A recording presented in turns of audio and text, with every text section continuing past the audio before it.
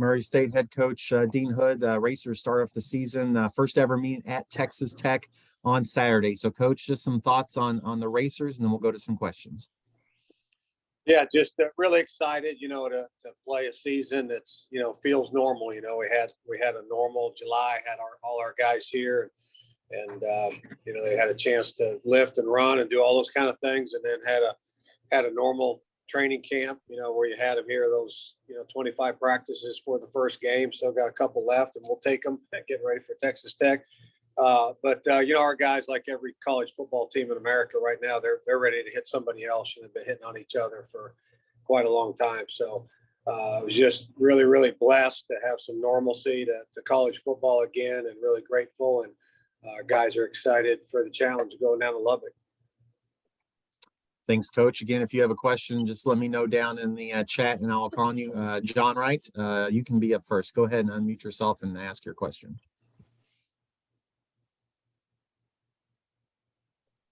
John, I think you're on mute. Try that again. I am. Dean, can you hear me now? Yes, sir. It's good to talk with you again, about 24 hours removed from yesterday's event over there at the Big Apple. Yes, sir. What is the biggest difference in playing an FBS team compared to playing in the FCS like y'all do? Well, I think probably the biggest thing is the depth. They got 85 scholarships. You got 63. So, it's always a depth issue. There's always every quarter is a battle. But, if you're able to play really, really well, in those first three quarters, it's, you really got to do something special there in the fourth to be able to pull the thing out, just because of the depth issue. I also have a follow-up question, Dean. I don't know if y'all were paying attention over the weekend. Florida A&M had a very tough situation. They had lost several players to various issues, but yet they went up to North Carolina and played very well. That has to give y'all some inspiration, I would imagine. Yeah, I don't even have no clue about that game. So, I haven't. When you coach college football, you don't usually get to watch a whole lot of college football. So I wasn't even aware of that game. But we'll take anything we can get to give us an advantage. If they played well, then I guess that means we got a chance to play well.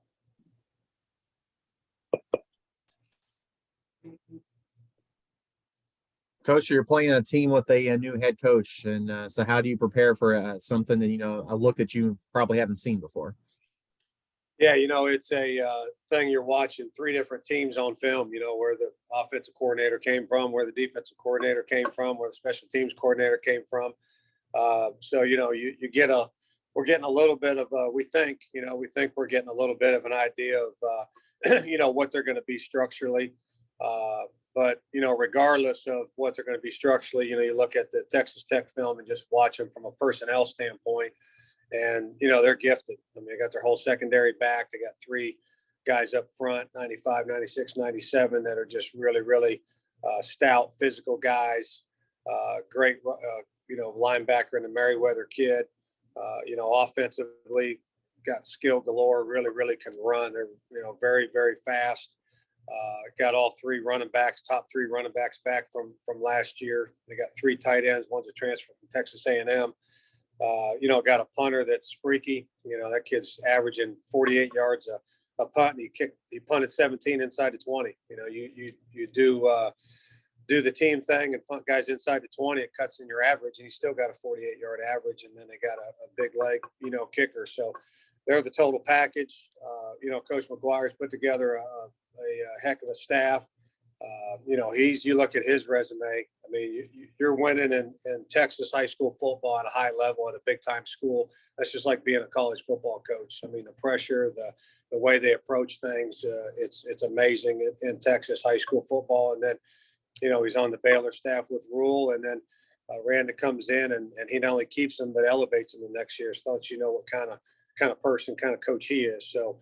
And then, Timmy DeRuiter, he's been everywhere, been head coach at Fresno, been at Oregon, been at Cal. He knows he's one of the best defensive minds in the game. And then, Zach Kittle's just a young, one of those young guru genius guys. It's amazing how his climb, GA at Texas Tech, and then over there at Houston Baptist, and was unbelievable on offense, and took that to Western. And, even took it to another level. So, he's got good coaches. Kenny Perry's been doing it for a long time too on special teams, being at Kansas and at SMU last year. So, I mean, all the way across the board, all the coordinators, the head coach, and then just their team skill level wise, and big and physical and all that kind of stuff. It's going to be a heck of a challenge. We'll go to Adam and then Greg. Go ahead, Adam. Hey, Coach, when you transition to kind of game week preparation, is there a big difference between what you're going through in camp versus what you start this week? We try not to. We try to get, after that acclimatization period, that's always the juggle with the calendar. We try to get to a game week scenario as quick as possible. And, we really, this right here will be week 3 where we're doing our normal, Monday come out in helmets, and Tuesday, Wednesday's your big work day of pads, and Thursday's no sweat Thursday walkthrough, and then a fast Friday practice in helmets where you're full speed, executing, doing everything, but you don't have any contact, and then a Saturday scrimmage. So, this is week 3 of getting into that. We really didn't have a whole lot of days of training camp, had basically acclimatization period, and then a couple extra days to do some things, and then we started school. So that helped us get into that game week mode, which is what we wanted to do anyhow. When you get to this point after practicing so many weeks, and as you said, the guys are anxious and eager to play another team, can you tell that when they're on the practice field, just kind of the guys, anxiousness a little bit to try to face someone else other than themselves? And is that palpable? Yeah, I mean, you try, you wish that there wasn't a difference, because, I mean, the only way you're going to really truly get better as a team is if you match your talent with effort. Every single time you come on the practice field, or every time you're in a meeting, or every time you're in the weight room. But one of the first things on Monday's practice, that Coach Medler, our strength coach, said to me was, right before a stretch, was, Coach, it was a different feel. It was a different attitude. It was a different amount of juice, in the weight room on Monday. So, I guess you just can't help that next level, knowing that, okay, this is for real now, this week right here, getting ready for an opponent. And I know that you're going to learn a lot more about this team on Saturday when you play a game. But when you're playing a game against an FBS opponent, do you kind of have to maybe temper what your expectations are and how much you can learn from this team based off of, the talent you're going against, or can you kind of evaluate that equally as is every other game? Yeah, I mean, I think you go into every game, with a mentality that, or back up as you're preparing for every game. I think you go in with the mentality that there's not a team on your schedule that you can't beat, and there's not a team on your schedule that can't beat you. And that's got to be the mindset, and you got to prepare, accordingly to go win the game. So I think it doesn't matter who you're playing. If you're playing a Division II school or another FCS opponent or an FBS opponent, I think you're still going to get, in those battles, you're going to be able to see some of the things you want to see, processing and tackling and, all that kind of stuff.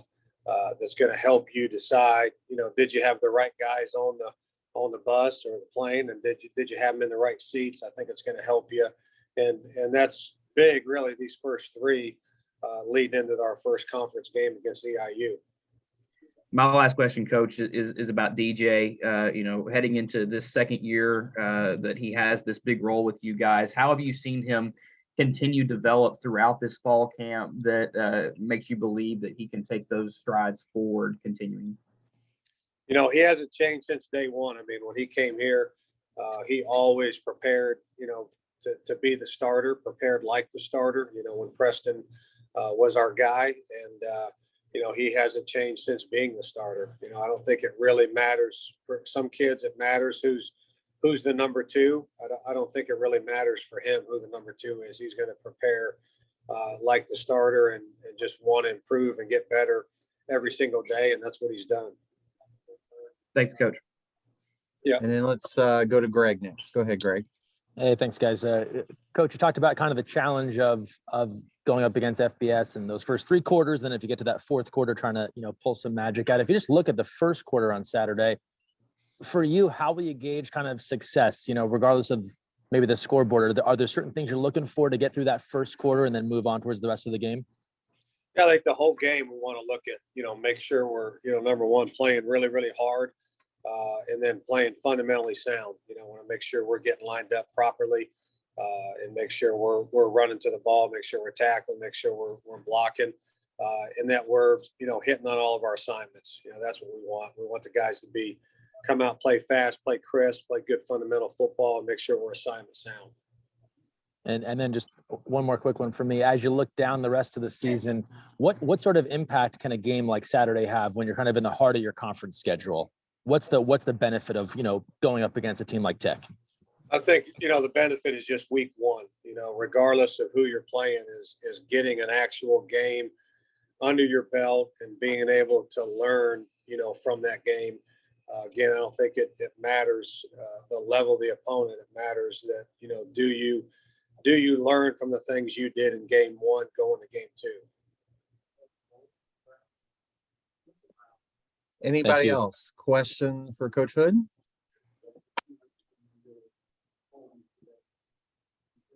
All right. Thanks, Coach, for your time today. Best of luck this weekend. We'll talk to you next week.